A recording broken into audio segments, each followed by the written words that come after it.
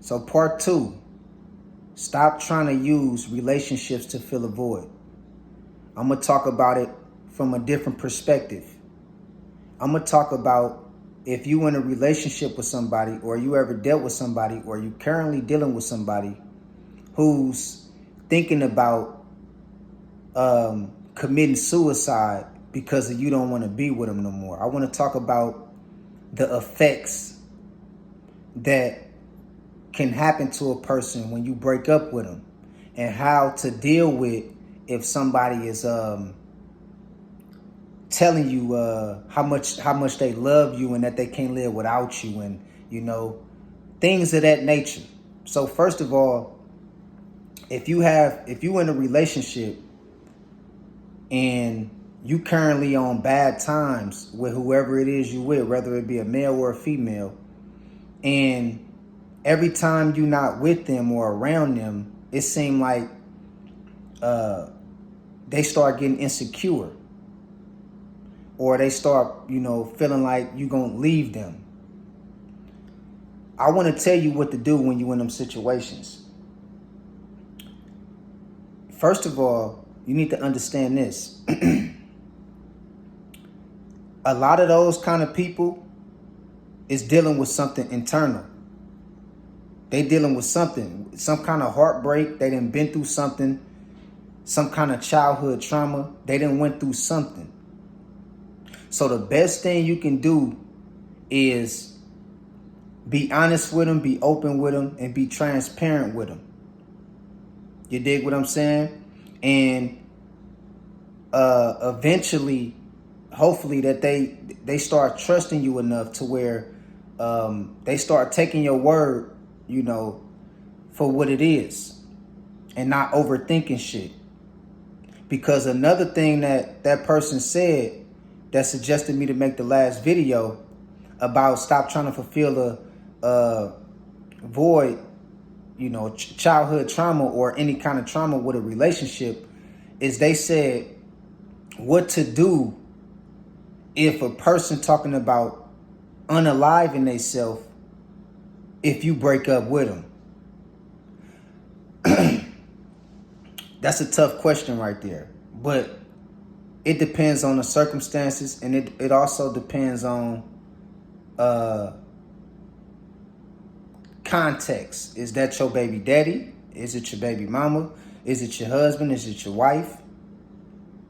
And even if it is your husband or your wife or your baby daddy or your baby mama, that's very unhealthy. That's a sign that person is dealing with some kind of issues from the past, or some kind of insecurities that's causing them to feel like they can't live without you. What I would do is I would try to get some help for that person. So say, for example, if I was in a relationship with a woman and she told me, if you leave me, I'm going to unalive myself, and I'm going to do something to myself, or I'm going to do something to you if you leave me.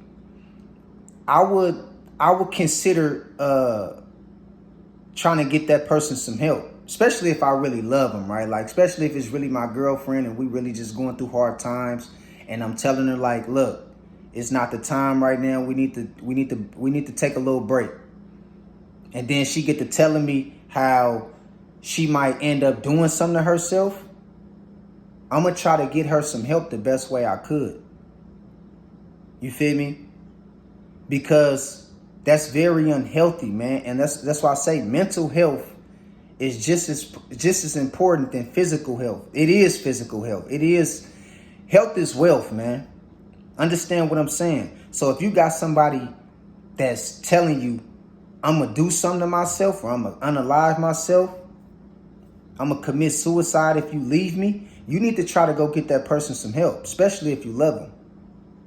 Because you can't control their thoughts. You can't control their thoughts. You can't control how they think and how they act when they're not around you. That's not in your control. And you shouldn't even want that burden to be placed on your shoulder. That's a burden that you can carry, because you can really like feel like if that person do something to themselves, you can feel like it's your fault. You can feel like it's your fault. You know how many people walking around here blaming themselves because of somebody else committed suicide? Do you know how many people feel guilty because of somebody else committed suicide over them? It's a lot of people out here, especially men, who committed suicide because of their wife left them, because of their girlfriend left them. And, you know, that's unhealthy. So anytime a person is talking about doing something to you or they self, if you leave them, I think you need to try to find that person some help. And you need to let them know, I can't deal with you until you in the right space of thinking. And see, this is why I tell y'all that y'all got to learn how to vet people, man. You don't know if, like, people can be, like, damaged. You feel me? You don't know what people done went through in their past. And y'all out here dating and hooking up with everybody, and you get into the wrong relationship, and it mess around, turn out to be a fatal attraction. Like Brandy. I know for a lot of y'all that's seen the movie A Thin Line Between Love and Hate. Brandy. You seen how Martin Lawrence had to ditch her and try to get away from her and shit, and she tried to unalive that man? That's a real thing, bruh. You know, that's a real thing, bro. So I want y'all to understand that that level of fatal attraction is unhealthy. And it could happen to you. That's why I tell y'all, make sure you vet people before you get with them.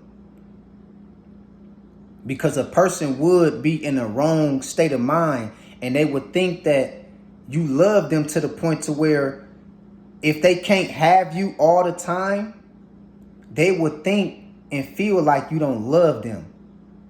They'll feel like you don't care about them. And that's unhealthy. That's very, very unhealthy. And you can be just trying to do the best you could to help them or to get them some kind of help. But you got to understand, this is why you got to start asking people about their background, man. You got to do a background check before you get with people. You don't know what they've been through or what they dealing with. You might get with somebody who have real mental issues. It's people out here that have real mental issues, dog. Like, they already probably done went to try to go get help for it. They went to see the therapist. They went to see the psychiatrist, and they still dealing with mental issues. You know, to where it'll lead to them either doing something to you or doing something to themselves. And the only way you can deal with that is, first of all, try to prevent from, mixing yourself with them kind of people.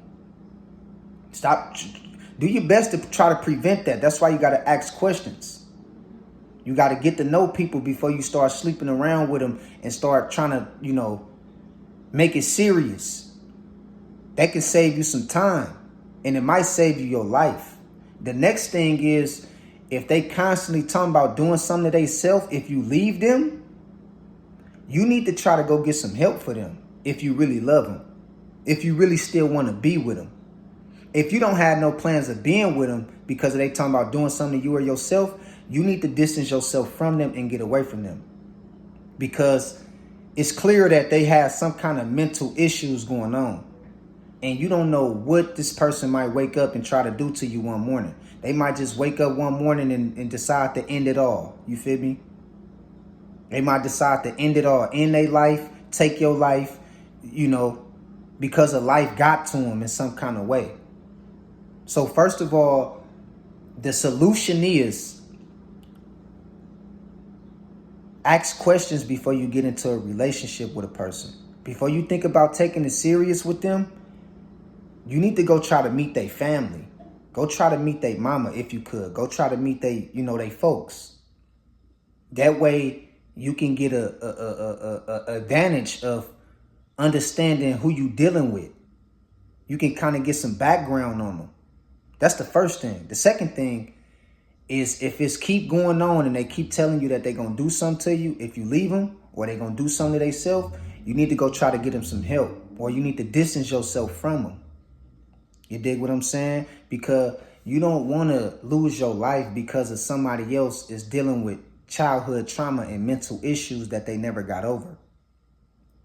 You see what I'm saying? And sometimes it don't matter what you do for them. It don't matter how much love you show them. If they don't love theyself, that's why I said this is a part 2 to that video that I made. You know, you can't cover up. You can't try to fill a void with relationships. This is a part 2. Because if they don't love themselves, all the love you show them is going to be for no reason. It's going to be for nothing. You're going to be wasting your love on them. It's going to be like you pouring into a cup with holes at the bottom. The more love you show them, the more emptier they become. Because they don't love who they is.